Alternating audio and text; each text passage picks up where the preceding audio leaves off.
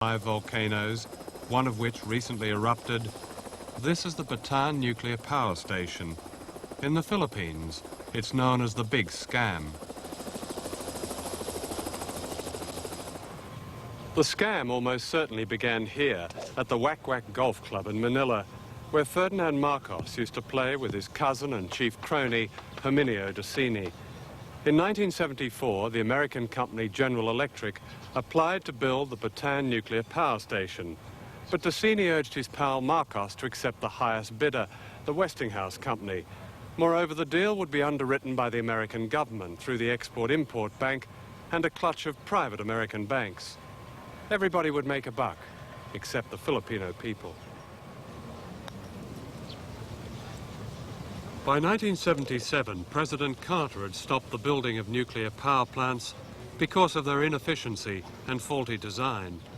But he did nothing to stop the same plants being built in third world countries like the Philippines.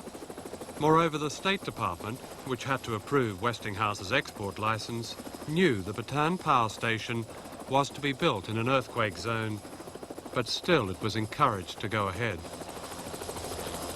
To make the story even more dubious, the U.S. government enters in. William Casey, later the director of the CIA, then head of the Export-Import Bank, an agency which helps U.S. businesses overseas by providing loans and loan guarantees. Casey goes to Manila. Casey comes back, recommends that the U.S. government, through this Export-Import Bank, give an initial loan.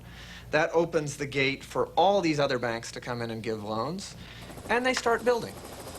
Westinghouse at this time does the usual thing. You have delays, you have problems. The price goes up and up and up. First to 1.1 billion, finally to 2.2 billion.